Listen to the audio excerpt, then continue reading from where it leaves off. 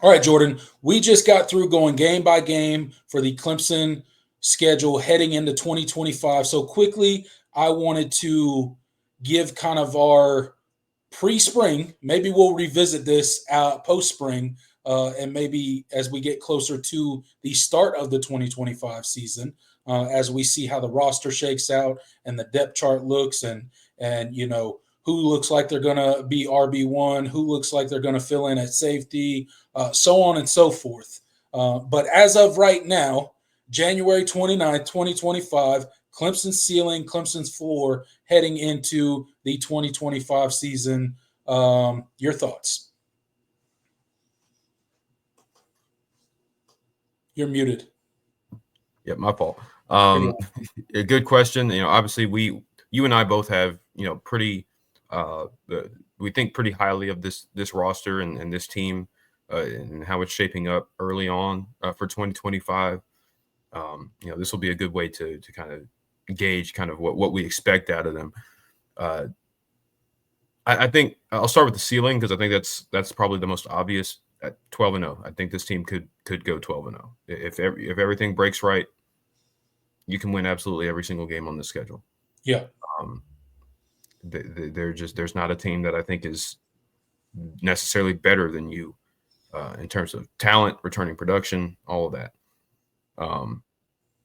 So that doesn't mean that's my prediction. That just means I think they can win they can win every single game. This team is good enough to be a 12-0, front runner for a top seed in the college football playoff type of team. The floor is where it gets interesting because, when you look at, where we have question marks about this team, what is the running back situation going to look like? Yeah. Who fills in, at linebacker and safety, how does the defense gel? Are we going to see improvements in the run defense that was so porous for most of last season?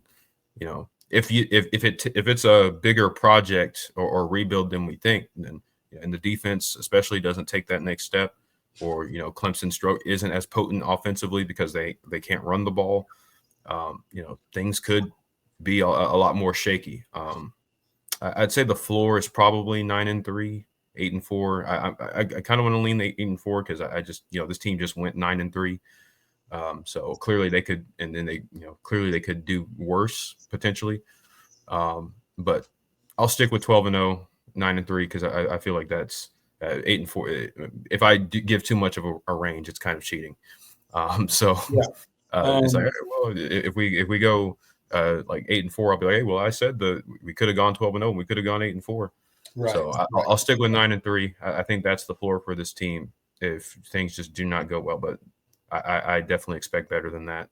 100%. The team absolutely could potentially win every single game on their schedule. Yeah, no, I agree, and I'm right with you on the ceiling and the floor. 12-0. You look at that schedule. We just went through game by game. Clemson, from a talent standpoint, from the changes that we've seen on the coaching staff, if those things mesh together in 2025, you could 100% see a world where Clemson runs the table in the regular season and win every single one of those games. And then, to that same point, there's also a world out there where Clemson probably could go 9-3. I think that would be a disappointment for Clemson to go 9-3 in 2025. You bring all of these guys back. You really kind of it felt like a circling of the wagons for the Clemson roster, if you will. Everybody kind of comes back. You even get DeMonte Capehart back, which we thought was zero option that was happening. You get a Wade Woodaz back, a Cade Klubnik comes back, Antonio Williams come back, another huge player. So you get a lot of your bigger guys that could have went to the NFL, chose not to. Really, the only people that you lost were people that were just out of eligibility. Everybody else came back. So it feels like one of those seasons where you got a lot of veteran leadership on this team. Yes, you have some holes at safety. It's going to be interesting to see how the linebacker room shakes out outside of Sammy Brown and Wade Woodaz. Does Will Helt step in and perform the way that we hope he's going to? Is he going to be ready to be day one starter from the jump? We expect that, but again, that's not 100% guaranteed, right? How does Jeremiah Alexander fit into this defensive front? Is Tristan Smith able to contribute on the offensive side of the ball and give us that depth that is going to be necessary as the season goes on and on at the wide receiver position?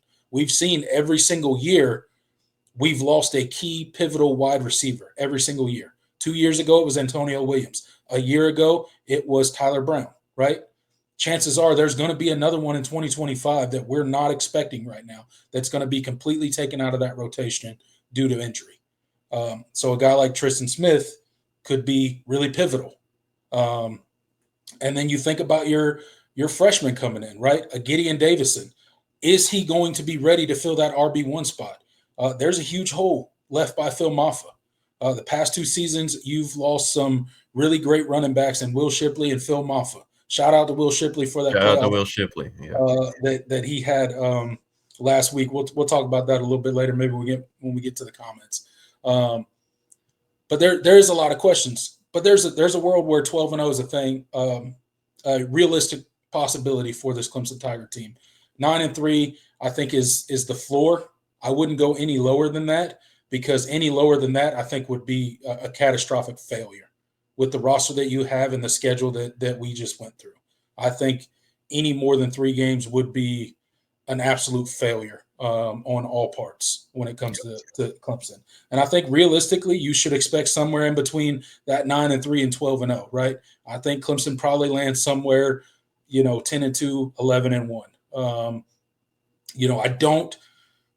If I had to predict today, I wouldn't pick them to run the table. I'd probably predict them to go 11-1 or 10-2, somewhere in there, right? But again, I have a very high expectation heading into 2025 for this team because of all the reasons I just stated, all the people coming back, all the talent that's going to be available on this roster, and I think Dabo Swinney has pulled the right levers when it comes to the coaching staff in recent years, that they're going to be able to figure out these holes. And I have no reason to expect any less than ACC championship game appearance and college football playoff appearance in 2025. So that's kind of where I'm at. We'll see how it shakes out. It's a long off season. We still got all the spring to get through. Then we got the summer, and then obviously fall camp. So we'll revisit this at a later time. But right now, I'm with you. 12-0 is the ceiling. 9-3 is the floor, which is a really good place to be. Yeah, I mean, absolutely. And again, we think really highly of this team, but there's still some questions. And you mentioned it. We didn't even talk about the special teams, talking point as well. So this team is not complete by any means, but I do think this is the most complete team that they've had in recent years, and that should come with it high expectations.